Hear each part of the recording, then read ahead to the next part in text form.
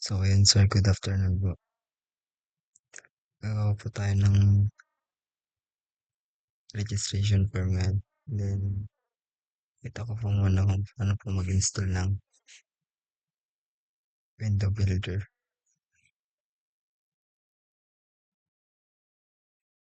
Hintayin lang po natin.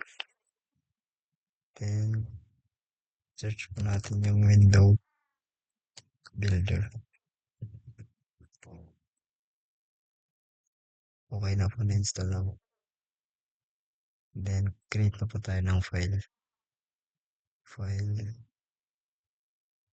new, then Java project. Then, lagyan lang po natin ng name, which is registration form. Then, finish lang po natin. Then, pagtapos nun, tapos tayo sa SRC, then right click, open, new, then other. Then, hanapin po natin yung swing designer. Then, click JFrame. Next lang po natin. Then, lagyan po ulit natin ng name yung form registration. Form. Then, finish lang po natin. Then, okay na po. Punta po tayo sa design. Antayin lang po natin. Then, yan po. Expand lang po natin to para mapalaki.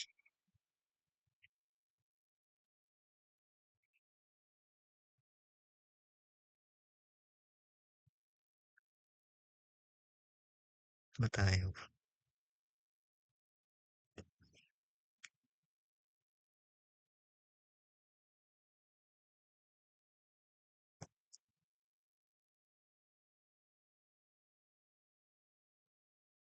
Tayo.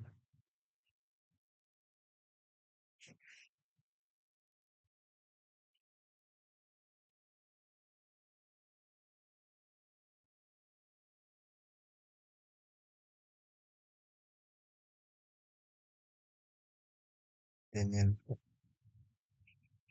Then, simulan na po tayo. Maglagay ng J-label. Ay, yan.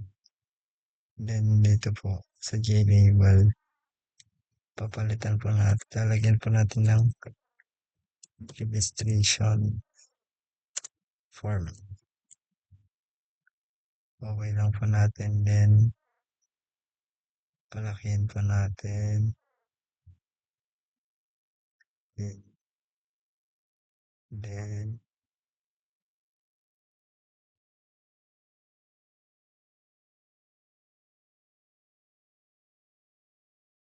yan. Then, maglalagay po ulit tayo ng label. Then, lalagyan naman po natin dito.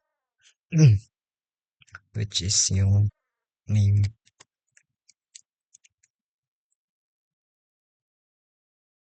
Then, palakihin po natin.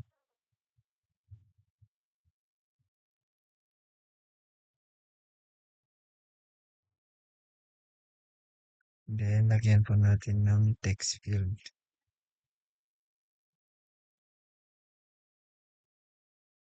Palakihin din po natin. Then, next naman po, which is yung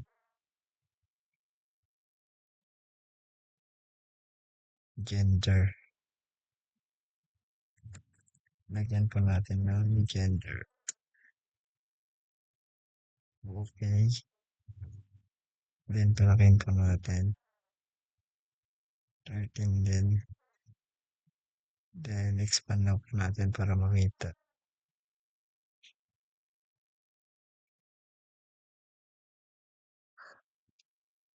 Then, lagyan po natin ng radio button.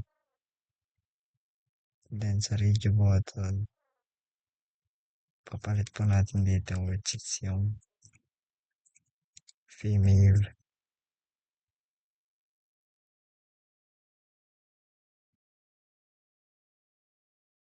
Then, lagay po ulit tayo.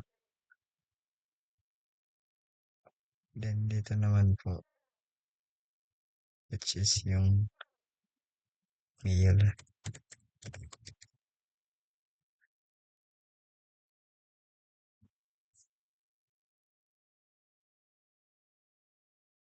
Then, last po,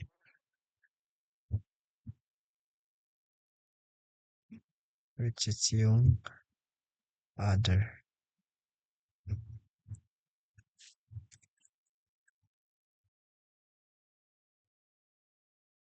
Okay lang po. Then, next po na ilalagay, which is the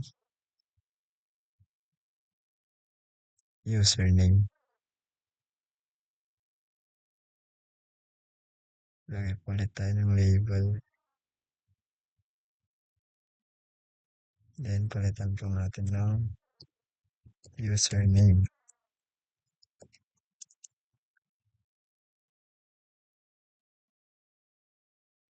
Then, palakihin lang po natin.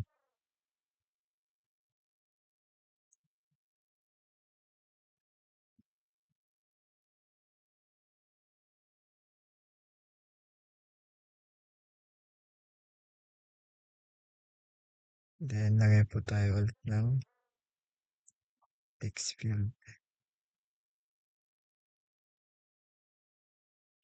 Expand lang po natin. Then, next, which is yung password. Label.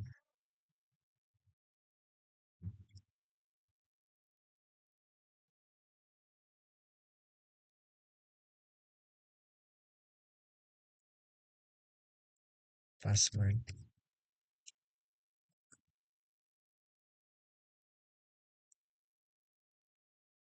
Then, palakihin din po natin para makita. Then, lagay po ulit tayo ng copy ko na lang po ito para mabilis. Then, okay.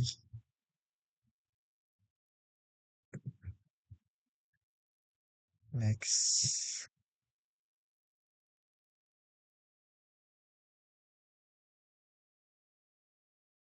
Ito naman po, which is yung confirm. Confirm password.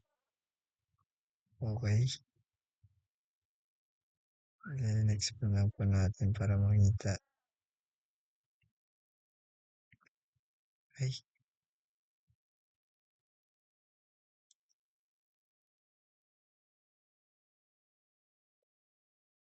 palaki.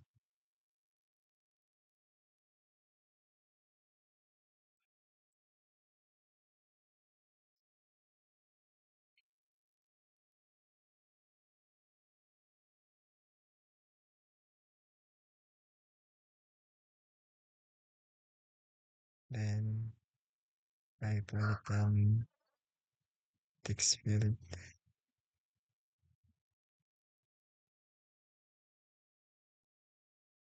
Ay,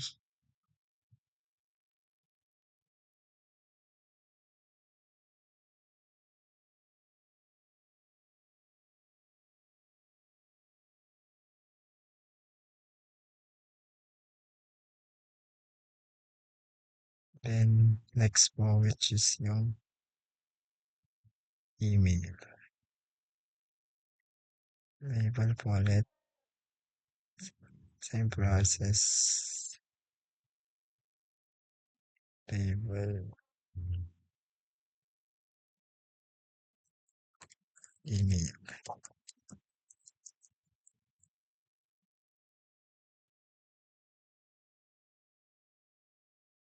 Yan, palakihin lang po natin.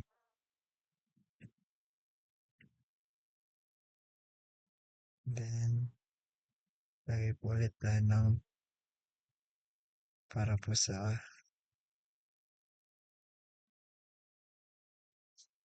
nawala. Para po sa phone. Phone.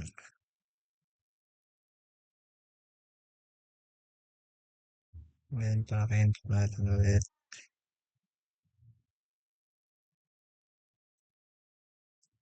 Then, lagay po ulit tayo para po sa zip,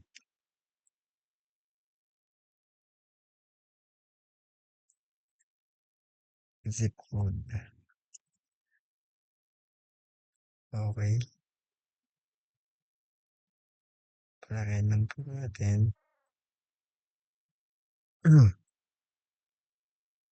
Then, last po, which is yung country.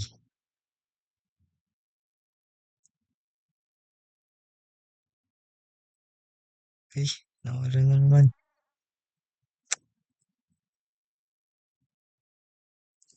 Then, last po, which is yung country.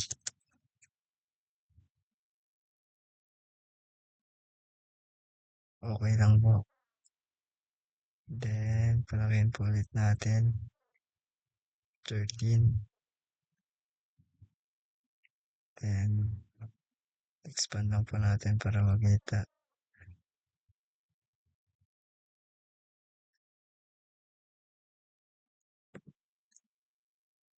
Copy ko na lang po ito. Then, paste.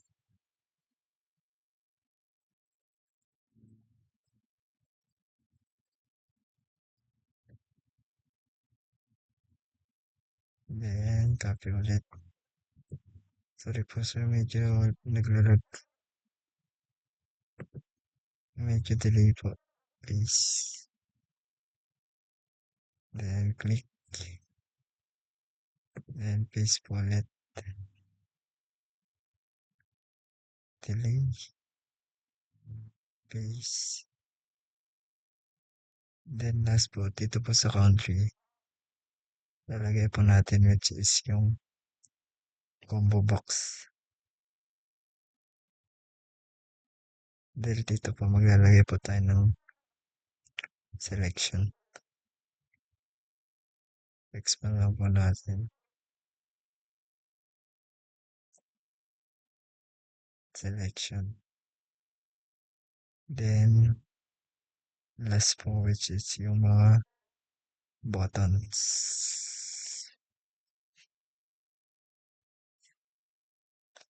Then, dito po sa button, nawala na naman. Dito po sa button 1, lagay po natin dito which is yung submit. Okay lang po. Then, next button, which is yung reset.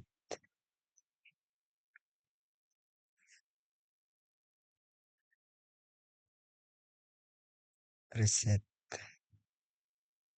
Then, reset. Okay.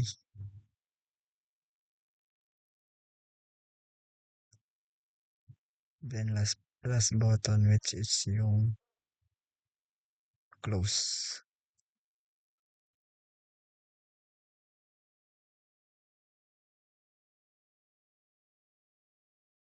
Ay, nawala na naman.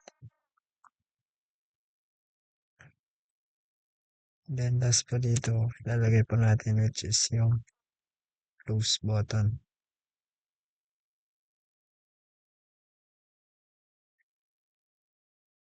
Sorry sir, medyo delay po yung ano.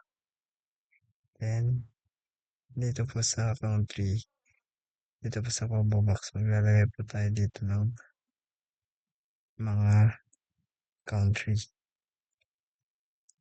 Select country para po may choice. Choice yung Spain, Canada, USA,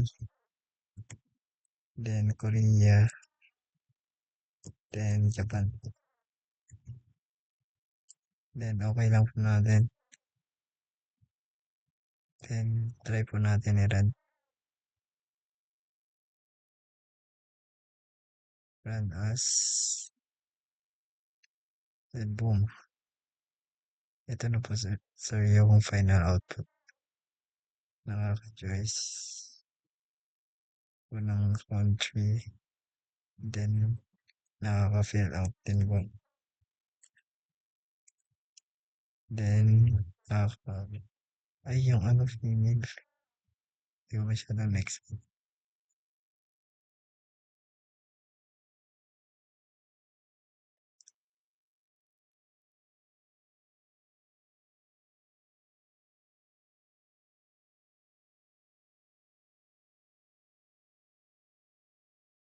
Ganyan po sir, okay na po.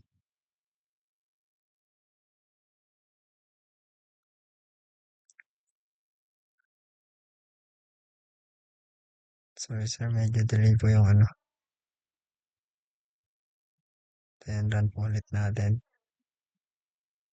Run as.